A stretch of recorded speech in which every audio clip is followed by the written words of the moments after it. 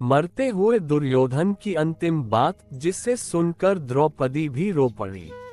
कुरुक्षेत्र का युद्ध समाप्त हो चुका था। अंधेरा उतर चुका था, हवा में धुएं और मृत्यु की गंध फैली थी। रणभूमि के एक कोने में पड़ा था दुर्योधन, घायल, टूटी जांघों के साथ। सांसें टूट टूट कर चल रही थीं।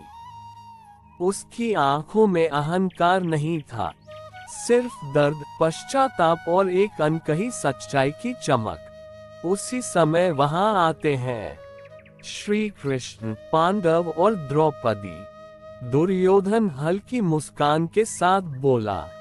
दुर्योधन की कांपती आवाज, कृष्ण, मुझे पता है कि मेरा अंत आ चुका है, लेकिन मरने से पहले मेरे हृदय में जो आग वर्षों से जलती रही, उसे आज बुझ जाने दो। कृष्ण शांत होकर उसकी ओर देखते हैं। दुर्योधन आगे बोलता है, मैंने जीवन भर राज्य जीता, पर अपने मन को कभी नहीं जीत पाया। मेरा क्रोध, मेरा अहंकार मुझे निगल गया। कृष्ण।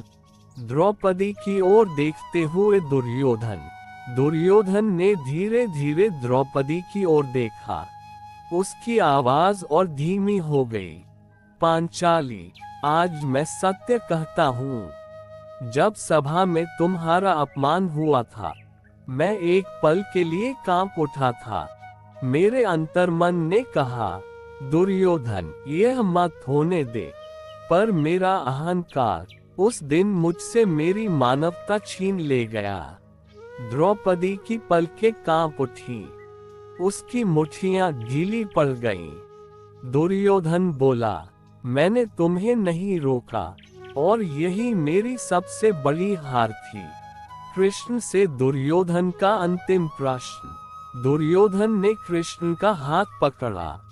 कृष्ण, काश मैं समझ पाता कि किसी स्त्री का आंसू किसी भी युद्ध से बड़ा होता है। क्या मेरे लिए क्षमा का कोई स्थान है? कृष्ण ने उसे धीरे से कहा, दुर्योधन, तू बुरा पैदा नहीं हुआ था। तेरी गलतियां तेरी थीं, पर तेरी आत्मा आज सत्य बोल रही है, और सत्य ही मनुष्य को मुक्ति देता है। दुर्योधन का अंतिम स्वीकार। दुर्योधन की आवाज टूटने लगी। तारांकन, तारांकन, पांचाली, मैंने तुम्हें जीवन भर दुश्मन समझा, पर आज मरते समय समझ रहा हूँ, दुश्मनी भी तब तक रहती है जब तक जीवन में झूठ बचा रहता है। आज मैं तुम्हारे आंसुओं की कीमत समझता हूँ। काश मैं उस दिन इंसान बन पाता, राजा नहीं।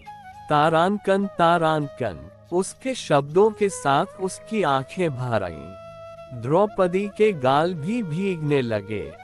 वह बोली, दुर्योधन, यदि उस दिन तुम्हारे मन की यह आवाज तुम सुन लेते, तो शायद यह विनाश कभी नहीं होता। उसकी आवाज टूट चुकी थी। वर्षों के दर्द के पीछे आज मानवीय करुणा खड़ी थी। दुर्योधन की अंतिम सांस। दुर्योधन ने कृष्ण की ओर देखा। कृष्ण, मैं हार गया, पर शायद आज मैंने स्वयं को पा लिया। कृष्ण ने उसके सिर पर हाथ रखा। शांति से जा दुर्योधन, युद्ध खत्म हुआ। आज तेरी आत्मा का युद्ध भी खत्म हो गया। एक गहरी सांस, और दुर्योधन शांत हो गया। द्रौपदी ने आंसू पोंछे और धीरे से कहा, आज मैंने पहली बार इसे शत्रु नहीं, एक मनुष्य की तरह देखा। कुरुक्षेत्र में पहली बार दुख और क्षमा की हवा एक साथ बह उठी।